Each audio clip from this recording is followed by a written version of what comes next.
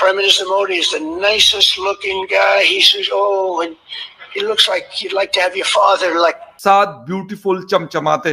भाई हमारे तो 10-15 मिलियन डॉलर का जहाज और कहां पे 250 मिलियन डॉलर का जहाज, तो लाजमी सी बात है हमारे वाले तो वैसे ही कहा जाता रहा कि यार ये छोटे मोटे टूटे किस्म के लोटे किस्म के हमारे जहाज हैं।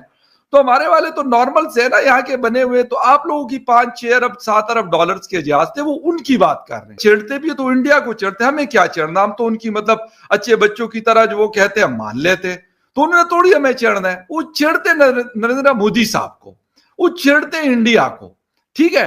और वो बात करते हैं इंडिया के जहाजों की, वो पाकिस्तान के जहाजों की बात नहीं करते। हमारे तो देखे फील्ड मार्शल साहब भी क्या मतलब उन्होंने कहा कि बड़े मजेदार आदमी है, उनको अच्छे लगते हैं, बस पता नहीं क्या वजह है, हमें तो नहीं पता, ये वो खुद बता सकते हैं। अब उनके साथ दूसरे शामिल हो गए। शर्मा शेख के बाद हमारे प्राइम मिनिस्टर भी अच्छे आदमियों की लिस्ट में आ गए। भाई 1 मिनट लेंगे आपका, ये रहा वो स्टेटमेंट।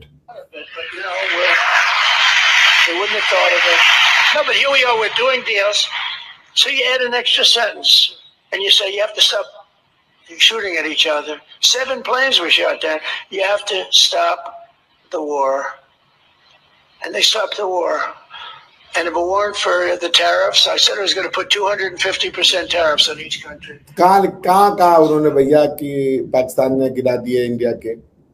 वो कह रहे हैं 7 क्या मतलब, ये क्या कंबोडिया ने गिराए होंगे इंडिया के जहाज, और किसके जंग पाकिस्तान के साथ? वो कह रहे हैं इंडिया ने पाकिस्तान के साथ गिरा दी। नहीं, वो जंग आपकी क्या बांग्लादेश के साथ थी अभी जो 6 मई को हो रही थी? ओहो, 2 पार्टी है ना, दोनों के पास तो हवाई जहाज है ना, आपके भी तो सकते हैं ना। देखिए हमारा चाइना का माल है सर, देखें प्लीज।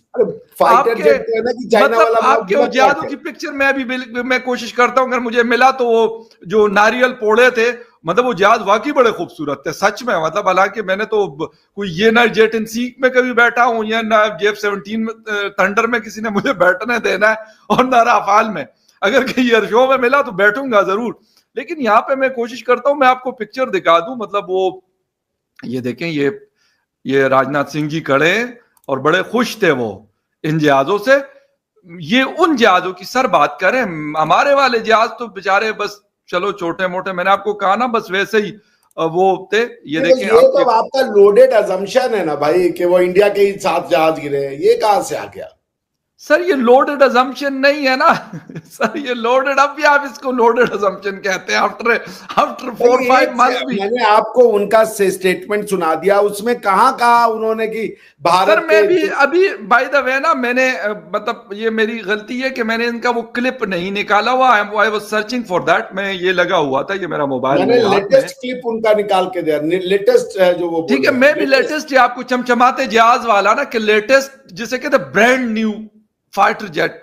अरे तो आपका F-17 क्या 200 साल पुराना है? कब लिया आपने F-17? देखें F-17 थंडर तो मतलब आम सा जहाज है ना, राफाल तो बहुत बड़ा जहाज है सर। ये बात उन्होंने कहा भाई आपका जहाज, वो सबको कहते हैं नहीं, उन्होंने कहा सर चमचमाती ब्रांड न्यू जहाज, और वो आप वाला है सर। अरे भाई तो अगर वो राफेल जो है उसको मोदी जी आए थे 2014 में डील हुई थी, 2019 में डिलीवरी हो गई, 5 साल बनने में लगा। हमारे तो 2011 के बने हुए ना, तो हमारे वाले तो पुराने थे ना। तो अब नए का क्या कि जो पहले आ गया वो हमारे तो देखिए, हमारे तो F-16 भी पुराने, आपको पता ही होगा।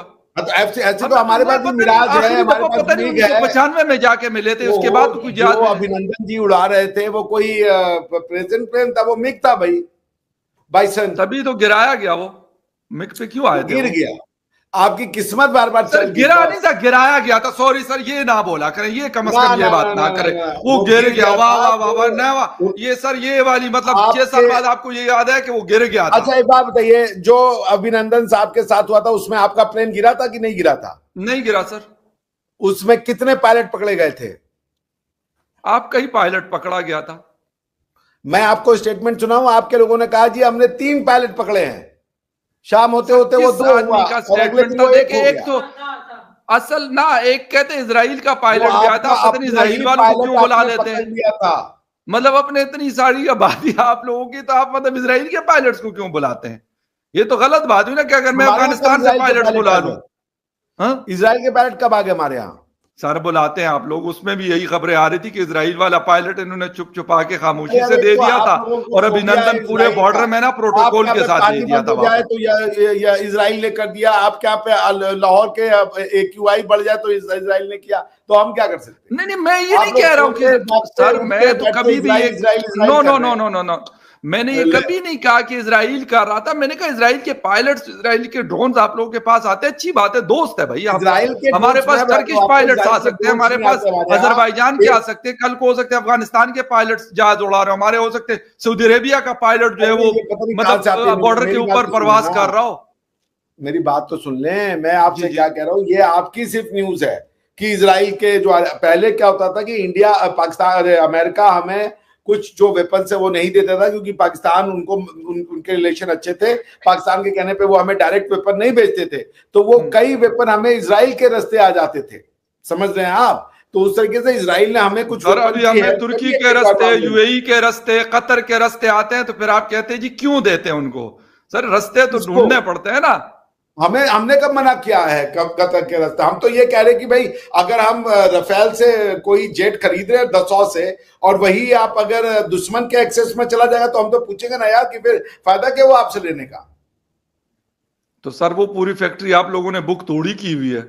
F-16 पाकिस्तान के लेकिन पास भी, F-16 इंडोनेशिया के पास भी, F-16 जो है वो पता नहीं और दुनिया के कितने ममालिक के पास भी है।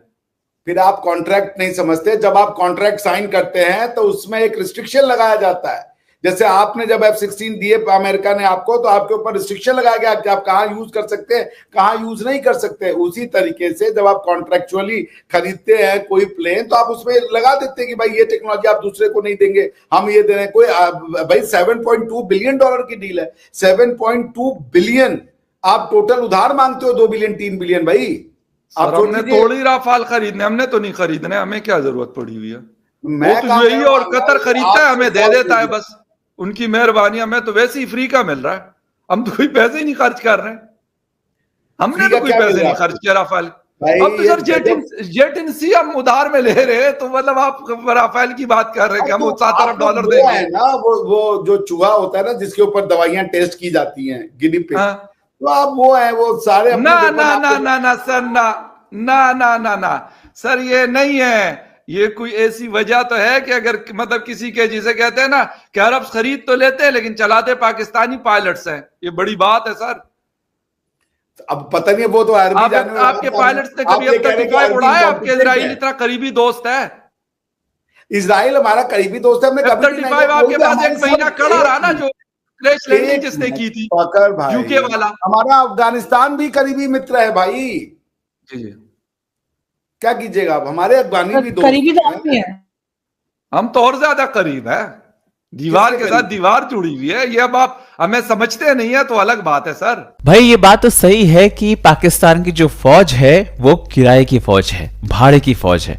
ये वही फौज है जो कभी अमेरिका के इशारों पर नाचती है, कभी चीन पैसे दे देता है तो उसके इशारों पर नाचने लग जाती है, कभी अरब देशों की सुरक्षा के नाम पर अपने जवान भेज देती है पैसे लेकर। तो भाड़े की फौज तो है भाई, इसमें कोई दो राय नहीं है। और जब अमेरिका ने वॉर ऑन टेरर शुरू किया था तो पाकिस्तान ने डॉलर लेकर अपनी जमीन ही किराए पर दे दी, ड्रोन बेस, सप्लाई रूट, सब कुछ। यानी जो फौज अपने देश के लोगों से ज्यादा डॉलर की कद्र करे उसे किराए की फौज ना कहें तो क्या कहें। और हाँ, अंदर से पैसे की कमी हुई तो आतंकियों को स्ट्रेटेजिक असेट्स बना दिया, दुनिया में नाम कमा लिया टेररिस्ट के नाम से। कभी तालिबान को पालते हैं, कभी उन्हें मारने का ही नाटक करते हैं। मतलब जो फंड देने वाला कहे, ये सारा जो गेम है ना, ये उसी हिसाब से बदल जाता है। और भाई सही बताऊं तो ये बिल्कुल सच बात है कि पाकिस्तान की फौज को ना तो अपने देश की फिक्र है ना जनता की। ये लोग तो वही है कि भाई डॉलर्स आए, उसके बाद सीधा अमेरिका या लंदन में जाकर अपना घर बना लिया, वहां रहने लगे, फैमिलीज को डाल दी, यहां से सारा इनका खेल खत्म हुआ तो जाकर वहां पे अपनी जिंदगी गुजारते हैं। ये रहा है इनका। तो इनको बस सत्ता, डॉलर्स और हुकूमत चाहिए, और कुछ नहीं है। देश में भुखमरी हो, महंगाई हो, उन्हें कोई फर्क नहीं पड़ता है। बस भारत के नाम का जो चूरन है वो इनको बेचते रहना है, यही इनके लिए राष्ट्रभक्ति है। समझ रहे हैं? सिर्फ पावर, पैसा दोनों अपने पास हो और बाकी पूरा पाकिस्तान भाड़ में जाए, कोई मतलब नहीं है।